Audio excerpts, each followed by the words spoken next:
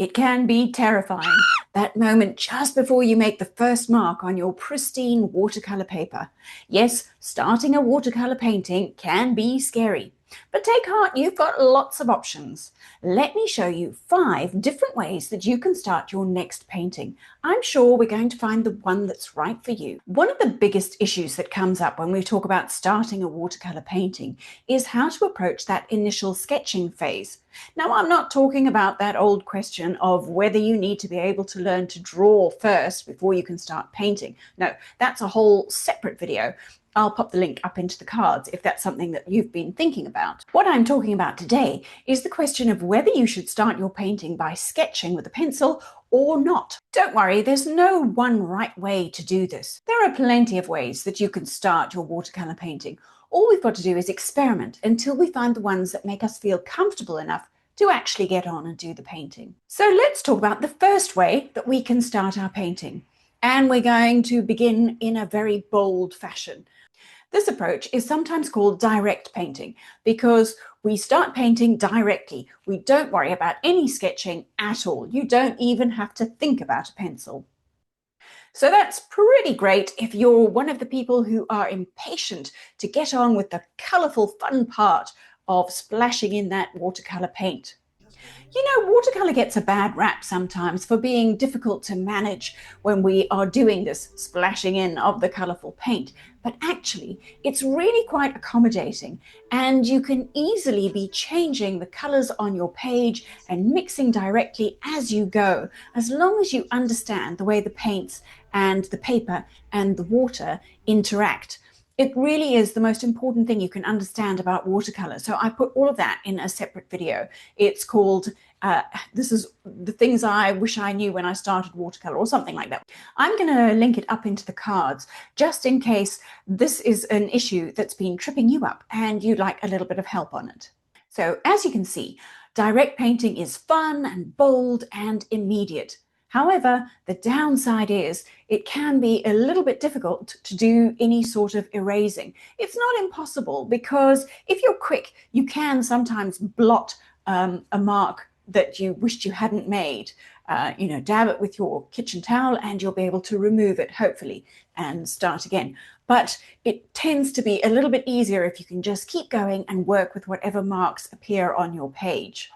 So something simple like this little cherry I'm painting is an ideal subject to try out this method, because it's not complicated enough for you to be worrying too much about a perfect sketch or getting perfect proportions or anything like that. And as I always say, choosing something organic like a fruit means you've given yourself license to make it a little bit wonky and bumpy, and it's really not going to matter too much, because that's the way things in the natural world tend to be. So when you have a nice simple subject like this, direct painting can be great fun. As soon as you're dealing with a little bit more of a complex subject, you're probably going to want a little bit more support and be thinking about how to add a little bit of sketching to your process. So here is the second way that I think you could try starting a watercolor painting. Very similar to the first, you can start by putting in a big wash of color. You're really just putting in the main shapes, but there's even less pressure to make the subject seem as recognizable or as well shaped, because you are knowing that you're probably going to add a bit of pen drawing when you're done. I like this approach because it gives you a chance to try and be a little bit brave, but it gives you a bit of a safety net, knowing that if you need to change some of the lines or add a little bit more details or a little bit more contrast here and there, you'll be able to do it with something other than the paint at a later stage. So once you've finished with that first wash, the one I've done is fruits again. So I've mapped in those big shapes and used a couple of different colors and even put in the shadows. And you might like the painting just as it is, and you could leave it there. But if you feel like it's just missing a little bit of magic and you could make it a little bit stronger, here's what I suggest you do next. First of all, make sure it's absolutely dry, because we're going to add a bit of pen to the top of it. You don't want to be drawing with your pen on wet paper. That's going to ruin both the paper and the pen, most likely. But once it's dry, you're now free to use whatever drawing techniques you fancy. So you can add a little bit of line work. And don't worry if your shapes don't really match up. You know, if you're having to draw a line in a slightly different position from the edge of the shape you painted in the watercolor, it really doesn't matter. I think it's quite charming when you have those quirky lines that aren't quite lining up exactly with your painting. It has so much more of a handmade expressive charm to it. And apart from the lines, you can choose to do other things like stippling or hatching marks. You can add any sort of pen work that you like, anything that you think is going to make the image you're creating look better. That's really all you're doing. You're following your heart and doing what looks good to you. So you can do as much or as little with the pen as you choose. Let's talk about the third way that you could start a watercolor painting. This one is called the line and wash technique. Very similar to the one we were just talking about, which I guess if we had to give it a name, we could call it wash and line, because we did it in that order. The washes of color first, and then the lines on the top. But you can also start the other way around. And that's probably the approach that occurs to us first, to start with a little bit of drawing, and then you can use your pen and put in as much pen detail as you like. Just as we did with the second approach, you're back to being able to choose the amount of detail that you would like to see with the pen compared to the watercolor paint. And this is why I love these methods, because it really gives you the best of both worlds. You can choose whether you want watercolor to play the starring role and just add a few little refining details with the pen, or you can have the pen doing most of the work and just use the paint for a little bit of splash of joyful color at the end. I have to say that the thing I find myself doing the most often is going back and forth between the watercolor paint and the pen, because you can keep doing that provided you're being careful with your pen and not drawing on completely wet paper. But you can go and add more watercolor paint after you've added a few pen details, and then after you've done that, go back and put in a little bit more pen again. It's entirely up to you, and you can keep going through that process until you're satisfied. Which kind of brings me to yet another question of when the painting is actually finished, because I find this process is so fun. You can end up adding a little bit more and a little bit more until you've probably done more than you actually needed to. But you know, as long as you're having fun, that's really the most important thing. But if you are worried about that question of when is the painting finished, it's something I did talk about in a separate video. I'll pop that one in the cards too. The fourth approach is for those of us who love a watercolor painting in its kind of more pure form, where we don't see any pencil lines and we're just looking at the beauty of the watercolor paint itself, and all the details are coming from the paint.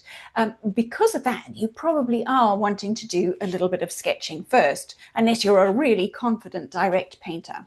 One of the things you can do if you want to make sure that the pencil lines disappear and just become part of the painting is to choose a watercolor pencil to do the sketching for you.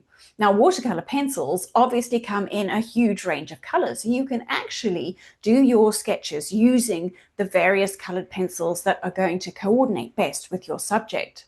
Don't forget that as soon as you start painting over those watercolor pencil marks, the marks are going to dissolve completely into the paint you've added. So they will just mix and mingle with the colors. So for that reason, you want to choose your colors quite carefully. So as I say, you could choose colors that coordinate with whatever it is that you're painting, or you could choose a very pale neutral color, something like a buff, perhaps, if you've got that kind of a color available to you, or perhaps a pale gray, something like that.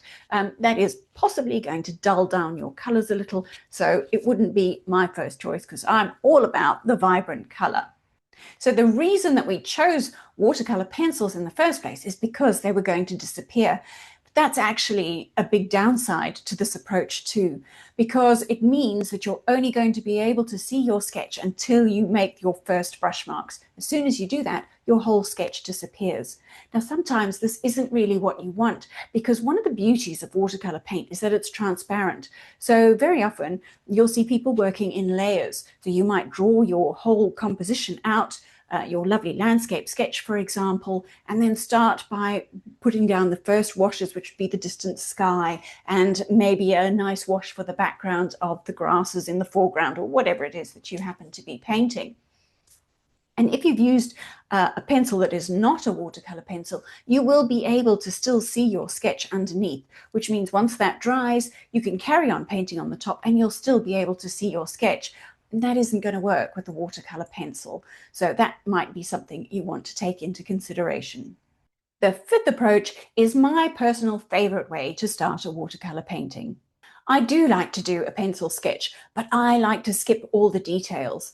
My favorite way to paint is in a very loose, expressive fashion, and I find that really tricky to do if you start with a very tight, detailed sketch.